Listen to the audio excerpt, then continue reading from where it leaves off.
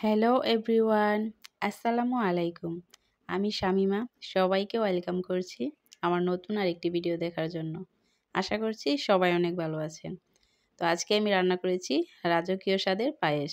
এটি আপনারা ঈদ কিংবা যে কোনো অনুষ্ঠানে, এমনকি অতিথি আপ্যায়নে রান্না করতে পারেন। এটি কিন্তু দারুণ একটি ডেজার্ট। তো এটি রান্না করার জন্য প্রথমেই আমি নিয়ে নিচ্ছি এখানে 1 কাপ পরিমাণ পোলাওয়ের চাল। সেই চালগুলো আমি খুব ভালো করে নর্মাল পানি দিয়ে এভাবে হাত দিয়ে মেখে মেখে ধুয়ে পরিষ্কার করে নেব। এই তো পরিষ্কার করে নিয়ে এখন আমি 10 মিনিটের জন্য চালটি ভিজিয়ে রাখবো। এই তো দেখেন চালটি ফুলে ঠিক এরকম হয়েছে। এই পর্যায়ে আমি এই চালগুলো একটু আধ ভাঙা করে নেব। আপনাদেরকে কাছ থেকে দেখিয়ে দিচ্ছি আমি এটি ঠিক এরকম আধ ভাঙা করে নিয়েছি চালগুলোই একটি ছিঁচুনির সাহায্যে। তারপর এখন আমি চুলায় একটি প্যানে এখানে দেড় লিটার পরিমাণ গরুর দুধ নিয়ে নিয়েছি।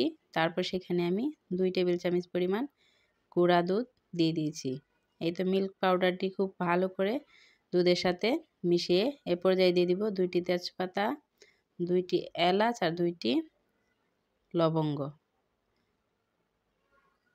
তারপর এটি দারুচিনি দিয়ে সবগুলো উপকরণ খুব ভালো করে মিশিয়ে এ পর্যায়ে আমি সে আগে ধুয়ে রাখা চালের সাথে 1 চা চামচ ঘি দিয়ে খুব ভালো করে মিশিয়ে নেব। এখানে আরেকটু দুধ দিয়ে দিব আমি। দুধ দিয়ে এটি চালের সাথে খুব ভালো করে হাত দিয়ে মেখে মেখে ঠিক এভাবে মিশিয়ে নেব। এটি মেশালে হবে কি চালটি দুধের মধ্যে দেওয়ার পরেও দলা পেকে যাবে না।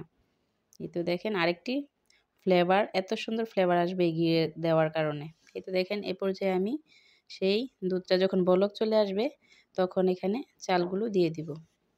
এই তো চালটা দিয়ে সাথে সাথে নেড়ে দিতে হবে, তাহলে এটি নিচে দলা পাকাবে না। এই তো দেখেন এর কালারটা কত সুন্দর এসেছে এবং এর ফ্লেভারটাও কিন্তু খুব ভালো আসছে। এই তো এটি খুব ভালো করে এভাবে নেড়ে চেড়ে যখন এরকম ফোটা শুরু করবে তখন এখানে পরিমাণ মতো লবণ দিয়ে দিবেন। মিষ্টি খাবারে একটু লবণ দিলে এর স্বাদটা কিন্তু আরও বেশি বেড়ে যায়।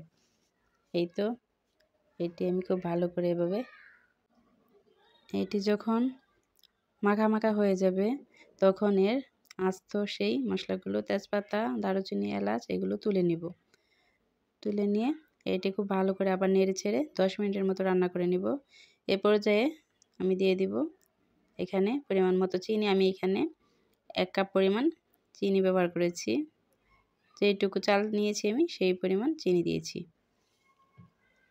এই তো এটি খুব ভালো করে মিশিয়ে নেব। চিনি দেওয়ার পরে এখানে আরেকটু পানি বের হয়ে আসবে, সেই পানিটা আরেকটু জাল দিয়ে কমাতে হবে। এই তো দেখেন এটি আমি খুব ভালো করে এভাবে নেড়ে চেড়ে সাইড দিয়ে এভাবে নেড়ে চেড়ে নিচ্ছি যাতে সাইডে ভালো করে উঠে আসে, না লাগে। এই তো আমার রান্না শেষ, এখন আমি পরিবেশন করব। এই তো দেখেন ভিউয়ার্স, আমার রাজকীয় পায়েসটা একদম রান্না হয়ে গেছে। এর ফ্লেভারটা কিন্তু খুব সুন্দর এসেছে। এখন আমি দেখেন উপর দিয়ে এভাবে কিছু কাঠবাদাম আর কিছু কাজু বাদাম দিয়ে ডেকোরেশন করে নিচ্ছি। আপনারা চাইলে যে কোনো ধরনের বাদাম বা কিশমিশ দিয়ে এটি ডেকোরেশন করে নেবেন। তো ভিডিওটি যদি ভালো লেগে থাকে তাহলে আমার চ্যানেলটি সাবস্ক্রাইব করে দিবেন আর আমার পেজটি ফলো দিয়ে দিবেন। আজকের মতো আমি এখানেই বিদায় নিচ্ছি। ভালো থাকবেন সবাই। আল্লাহ হাফেজ।